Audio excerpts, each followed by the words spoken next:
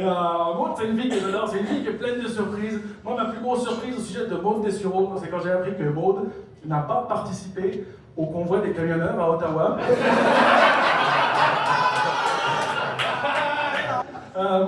Maud a un podcast, évidemment. Un podcast qui s'appelle Culture Punk, c'est ça, hein? Ouais. Et pour moi, je l'ai écouté, c'est vraiment très intéressant et surtout très inspirant parce que ça veut dire que même une déficiente intellectuelle est capable de brancher un micro dans un laptop. Non, pour de vrai, écoutez-le, le podcast, ça va l'encourager si vous l'écoutez. Voyez ça un peu comme faire du bénévolat. Moi, c'est vrai, à chaque fois que je passe à la caisse à l'épicerie puis qu'on me dit « Voulez-vous faire un don pour les enfants malades ?» Je suis comme « Non. » J'écoute déjà le podcast de Maud Dessureau. Je fais ma part pour la société. Tu sais, Maud, je vous l'ai dit, c'est une fille pleine de surprises. Une autre grande surprise au sujet de Maud, c'est quand j'ai appris que Maud a fait du décrochage scolaire. Maud a décroché au secondaire. J'étais extrêmement surpris. Je pensais qu'elle avait décroché bien avant ça. Et, Maud et moi, on a un point en commun. Tous les deux, nos copines nous aiment pour qui on est à l'intérieur. Ouais.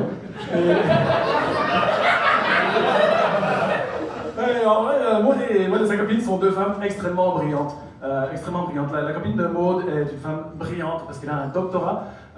Maud est brillante parce qu'elle transpire énormément.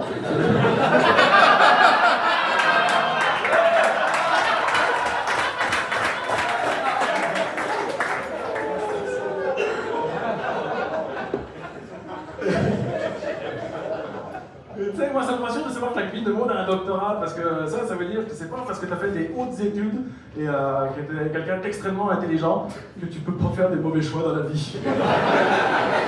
C'est vrai. Ok, j'ai pas y aller par quatre chemins, Maud est épaisse. Épaisse. Ok. Maud, un jour je lui ai déjà demandé, est-ce que tu te considères comme une personne plutôt woke? Elle m'a répondu oui, avec des crevettes s'il vous plaît. Et...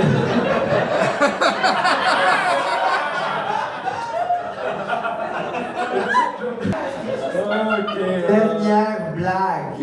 Ok. Maud est pas en shape. Maud est pas en shape. C'est vrai, la seule activité physique dans laquelle elle excelle, c'est l'eczéma.